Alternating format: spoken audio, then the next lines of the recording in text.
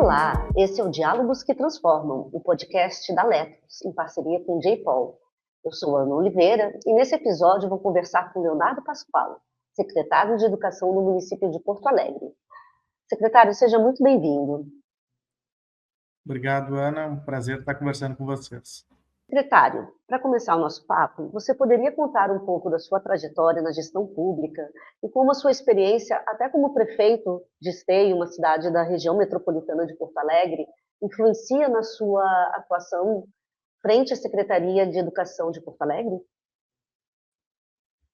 Olha, de vida pública, né, efetivamente com o exercício de função pública, eu já tenho aí 12 anos. Fui 4 anos vereador e fui 8 anos prefeito do município de Esteio e agora, claro, estou aqui na Secretaria de Educação de Porto Alegre. Mas eu sou funcionário de carreira do Banco do Brasil, cedido, né, nesse momento aqui para a Prefeitura de Porto Alegre, e economista de formação. Mas iniciei minha vida profissional como professor de uma escola privada, né, de uma rede privada, então desde lá tenho muita proximidade com a área da educação, né? E fui também, ao longo do meu primeiro mandato como prefeito, eu acumulei a função de prefeito e de secretário de educação por cerca de 1 ano e meio aproximadamente, para conseguir fazer as transformações lá que nós entendíamos necessárias naquele momento na área da educação. Então, essa é um pouco da minha trajetória, né, na vida pública, com mandatos, 3 mandatos, né, e agora à frente aqui da Secretaria.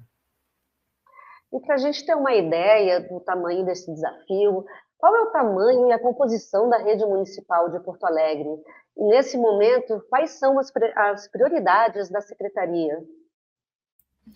Nós temos na rede de educação de Porto Alegre mais de 69 mil estudantes, temos 100 escolas próprias municipais, 221 escolas parceirizadas e mais aproximadamente 70 escolas privadas credenciadas, né? Isso compõe esse nosso universo da rede de educação, as escolas parceirizadas e privadas com atuação basicamente na educação infantil, né? Na nossa estrutura enquanto secretaria, a gente tem mais de 6 mil servidores, dos quais aproximadamente 5 mil são professores e o restante é outros cargos, né? Mais ou menos essa é a nossa composição, né, em termos de estrutura aqui da secretaria. E na SMED centralizada, aqui na mantenedora, a gente tem aproximadamente 300 servidores atuando nas diferentes áreas. Sim, e Porto Alegre, ela é uma capital com diversidade social e territorial bastante significativa. E tem essa rede escolar bastante robusta também, como você acabou de mencionar. Quais têm sido os principais desafios enfrentados na garantia do direito à aprendizagem para todos os estudantes? Porto Alegre, como a maior parte das cidades urbanas metropolitanas, tem uma heterogeneidade bastante grande, né, na composição da sua população e, por consequência, na composição da nossa rede. A gente tem desafios históricos aqui, sobretudo em relação aos resultados de aprendizagem dos estudantes, né? Porto Alegre, historicamente, se a gente pegar os dados históricos do SAEB dos últimos 30 anos, a gente vai ver que Porto Alegre, infelizmente, sempre teve resultados muito aquém das suas possibilidades, né? Isso deriva da ausência de um currículo claro para a rede municipal, né? A baixa efetivação de um trabalho de fato em rede, né? E tudo isso se materializa em indicadores educacionais, né, com resultados que não são satisfatórios.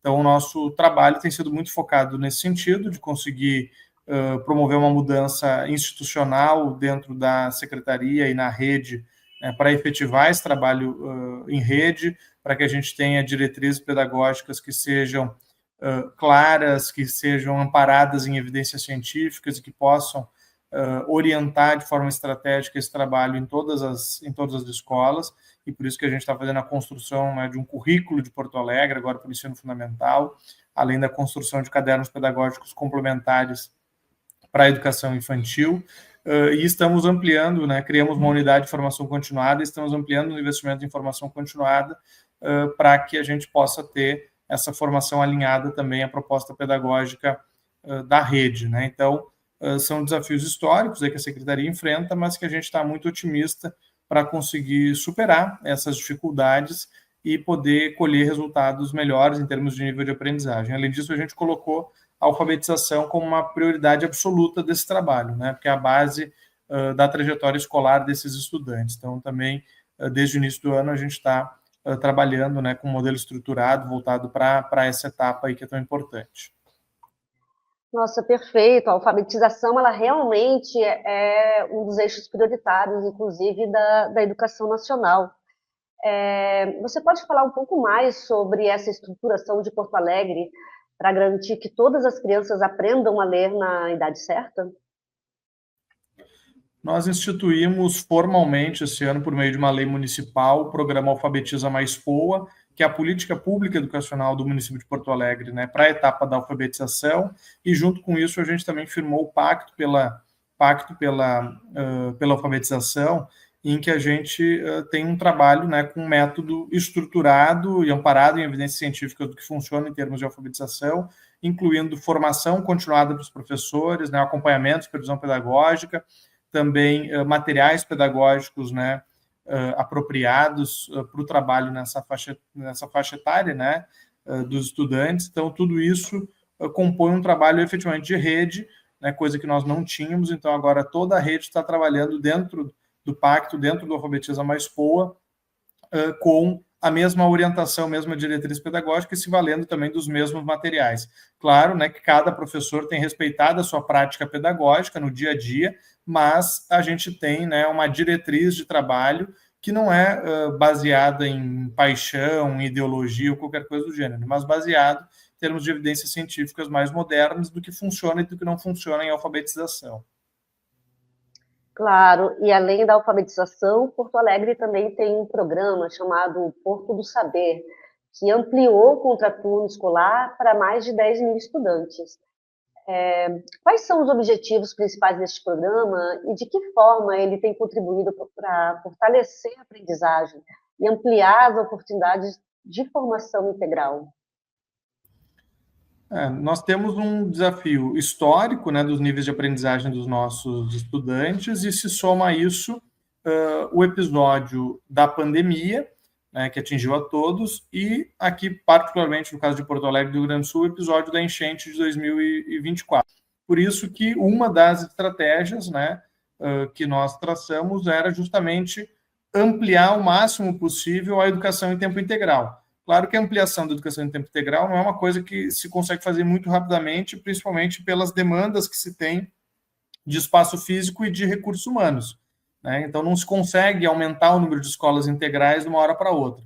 Então, o que nós fizemos foi desenhar um programa, que é o Porto do Saber, em que a gente oferta o contraturno por meio de parceria, né, com instituição da sociedade civil, sem fins lucrativos, para atender no turno inverso, então, do turno regular daquele estudante, esse estudante num espaço próximo da escola. Então, essa instituição, né, tem feito aí a locação de imóveis perto das escolas para que estudantes possam ir lá no contraturno e ter ali um atendimento muito individualizado. Então, a gente inicia fazendo uma avaliação do nível de aprendizagem específico daquele estudante, identificando, né, quais habilidades ele tem, né, melhor desenvolvida ou as habilidades em que ele tem fragilidades, e a partir dali se monta um plano de atuação individualizado, né, com propostas para um período que a gente chama de sprint pedagógico, né, e ao final desse período a gente reavalia para ver se se a gente conseguiu ter um avanço, né, uma aceleração no processo de aprendizagem desse estudante. Então, esse programa nós lançamos agora no final de julho, e nós vamos, na próxima semana, iniciar com as aulas em si, né, com atendimento no contraturno. A gente está agora num período de sensibilização das famílias, de inscrição, fazendo essas reuniões, esses encontros com as comunidades escolares, para falar do programa, falar da importância, e porque são mais de 10 mil vagas, a gente tem a possibilidade aí de triplicar o número de estudantes atendidos em educação integral no ensino fundamental, e, por consequência, claro, né, esperamos que isso resulte em níveis de aprendizagem mais elevados desses estudantes, a redução das defasagens, né, e mais crianças e jovens aí em níveis adequados que se espera para aquela determinada etapa. Certo. Além desse grande desafio do causado pela enchente, né, de 2022, há outra questão que é a diversidade da rede pública de Porto Alegre. Há dados que mostram que a rede municipal teve um aumento de mais de 40% no número de estudantes imigrantes nos últimos 5 anos. Que estratégias têm sido implementadas para garantir a inclusão, o pertencimento e a aprendizagem desses estudantes? Esse é um desafio que várias redes têm enfrentado, né? Nós temos um fluxo migratório que é constante e, sobretudo, ao longo dos últimos anos, um aumento muito significativo de estudantes que vêm da Venezuela, né? Com pais e mães que acabaram se refugiando no Brasil por conta de toda a situação vivenciada naquele país. E a melhor forma de atendimento é justamente, né? Primeiro, a gente garantir acesso, né?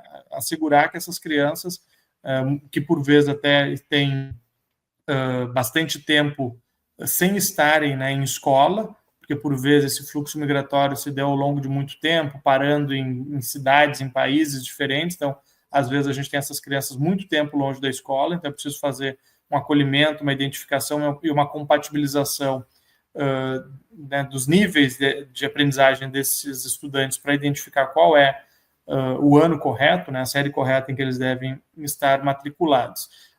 E também a gente tem projetos específicos de acolhimento, sobretudo em escolas que concentram o maior número desses estudantes, além, é claro, né, da oferta de formação continuada, que é fundamental para que também as nossas equipes, os nossos professores possam saber como lidar da melhor maneira com esses estudantes. E muitos deles, claro, acabam também entrando em turmas de alfabetização, específicas de alfabetização, pelas dificuldades que muitas vezes têm em relação ao nosso idioma, né? São crianças que, por vezes, não estavam sequer alfabetizadas, né, na língua espanhola, sobretudo, né, que é o caso aqui dos venezuelanos, e que vêm para um outro país já numa etapa de alfabetização num outro idioma, né? Então, há né, toda uma dificuldade da gente conseguir lidar com isso. É evidente, né, que as crianças têm, né, uma neuroplasticidade cerebral que permite a elas, muito rapidamente, né, se bem orientadas, né, conseguir lidar com isso e aprender e muitas vezes tornarem já bilíngues desde criança, né? Mas é preciso ter, claro, toda uma estrutura e uma diretriz pedagógica nesse sentido. E o programa Porto do Saber, ele tem alguma estrutura também para um atendimento de contraturno para esses estudantes, em específico? Não específico para eles, eles podem fazer parte também, né, do programa de contraturno, não há nenhum impedimento nesse sentido, mas da mesma forma que os estudantes brasileiros natos, eles também vão passar por um processo de avaliação do seu nível de aprendizagem e vão ter aí o desenho de um plano, né, de ação pedagógica específico para cada um deles e depois também vão ser avaliados ao final, né? A gente já tem vários estudantes, né, que são estrangeiros que participam das nossas atividades de contraturno, né, fora do Porto do Saber, e dentro do Porto do Saber também eles vão poder participar normalmente como qualquer outro estudante. Para finalizar, há outras redes públicas de ensino que estão também num processo de fortalecimento de alfabetização e de expansão da jornada escolar. Para essas redes, quais elementos você acha que são essenciais serem levados em consideração ao montar uma estratégia para uma rede municipal de educação? Olha, eu acredito que o essencial é a gente focar na gestão pedagógica, né? É isso que vai dar resultado em termos de nível de aprendizagem, mas também tendo, né, muita clareza desde o início que a escola é um ambiente de aprendizagem. Por vezes a gente vê uma grande confusão no que é o papel da escola, né, e não apenas por parte de famílias, de pais, né, ou da sociedade de um modo geral, né, mas essa confusão se dá entre os agentes políticos, né, que têm o papel de liderar os governos, e até mesmo entre os profissionais da educação. A gente foi aceitando um pouco passivamente que a escola é uma série de coisas, e esquecer um pouquinho que a escola é, antes de mais nada, um ambiente de aprendizagem. A escola pode ser ambiente de convivência, de socialização e tantas outras coisas, não tem problema. Mas se ela tiver que ser uma coisa só, ela é um ambiente de aprendizagem, porque é muito hipócrita, né, quando a gente não quer aceitar isso e quer achar que a escola é qualquer outra coisa que não isso, só que a gente acaba esquecendo que o único ambiente de aprendizagem que o filho do pobre vai ter é na escola, né? O filho do classe média, do rico, esse aí, o pai e a mãe, se ele não aprender na escola, vai dar um jeito de contratar um professor particular, vai botar no reforço, vai fazer qualquer coisa e essa criança vai, de alguma maneira, aprender. Vai ensinar em casa, enfim, né? O filho do pobre tem na escola o seu único ambiente de aprendizagem e se ele não aprender ali, infelizmente, a chance dele de aprender fora é muito pequena, né? Então, a escola, quando ela deixa de ser um ambiente de aprendizagem, ela se torna um equipamento que ele é indutor de desigualdade e vai aprofundar essa desigualdade ao longo do tempo. E a escola teria que ser justamente o contrário, né? A escola tem que ser um equipamento redutor de desigualdade, que por meio da educação a gente consiga ir reduzindo as desigualdades que a gente tem num país que é tão desigual como o nosso, né? A escola, a educação tem que ser o grande instrumento para conseguir romper os ciclos de vulnerabilidade, de miserabilidade e de pobreza. E aí a gente precisa estar focado, né, sendo a escola um ambiente de aprendizagem, a gente precisa estar focado na gestão pedagógica.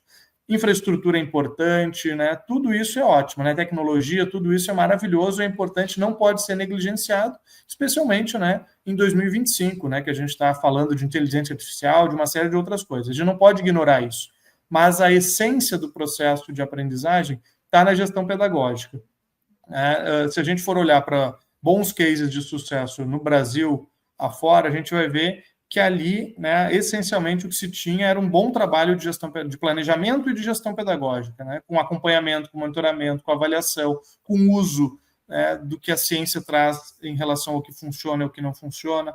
Então, é isso que tem que estar no centro do nosso trabalho, é o que a gente tem feito aqui, né? Trabalhar e construir currículo que seja claro, explícito no que se quer, trabalhar com formação continuada dos professores, avaliação constante, não avaliação para punir ou para fazer ranking, mas avaliação para trazer dados para a nossa gestão, para que a gente consiga fazer as intervenções pedagógicas mais assertivas em nível de estudante, em nível de turma, né? Perfeito. Hoje eu conversei com o Leonardo Pascoal, que é secretário municipal de educação de Porto Alegre, no Rio Grande do Sul. Secretário, mais uma vez, muito obrigada. Eu que agradeço, Ana, a oportunidade de conversar contigo e com toda a audiência do podcast. Muito obrigado.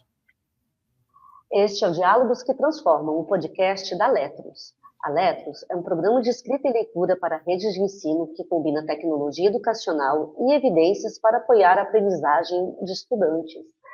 E este episódio faz parte de uma parceria especial com o JPOL, Laboratório Global de Inovação e Avaliação de Políticas Públicas do MIT, que trabalha para reduzir a pobreza através do uso de evidências científicas. Continue acompanhando nossos episódios e compartilhando essas histórias que inspiram a transformação.